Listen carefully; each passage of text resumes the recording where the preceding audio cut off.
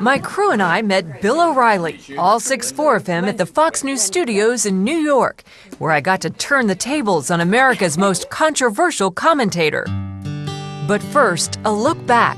The year was 1957. The place was Westbury, Long Island, and the student was 8-year-old William O'Reilly, who even back then had quite a mouth and was often getting in trouble with the nuns.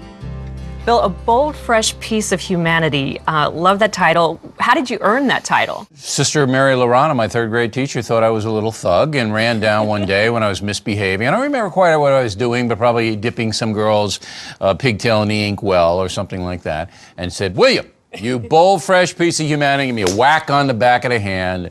Rest is history. I got a good book title of it. My self-esteem was destroyed, and now I can blame her for the way I am today. All right. Well, you had a pretty normal childhood reading your book growing up on Long Island.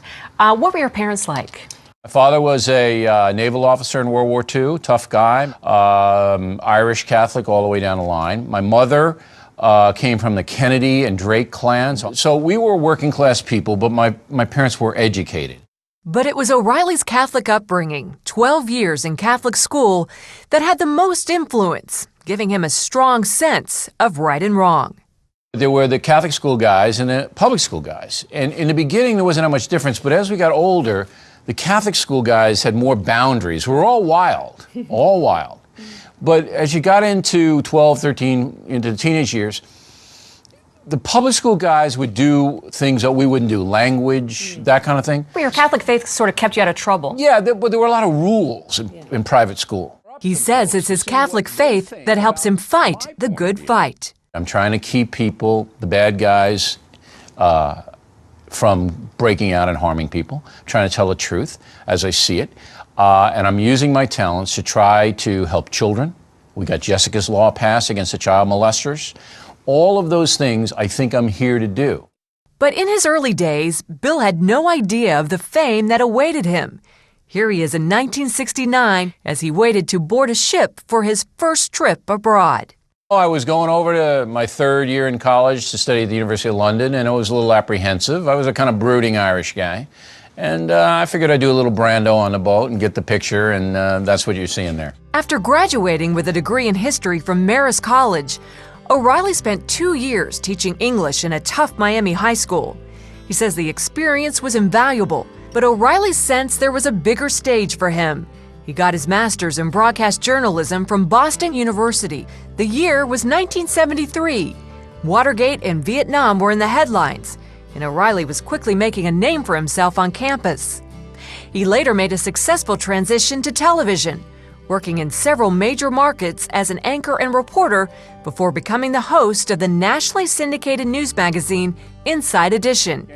He created the OReilly Factor while attending Harvard 12 years ago. Caution, you are about to enter the no-spin zone. The Factor begins right now.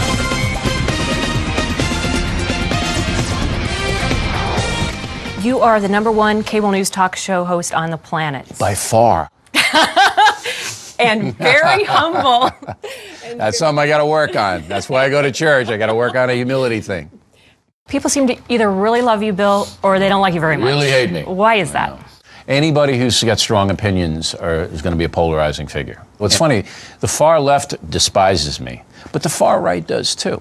Anybody in the extreme, because I'm not an ideologue, and I'll mix it up. And I respect Barack Obama. That drives some conservatives crazy. I think the man has accomplished extraordinary things. Now, is he going to be a good president? I don't know. What's my job? I'll watch every movie he makes. Do you think America's best days are ahead?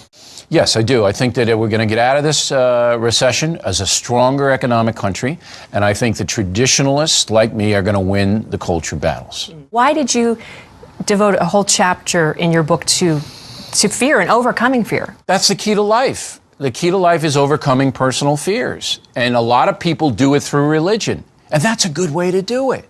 When stuff is out of your control, you say, look, I'm doing the best I can here, Lord.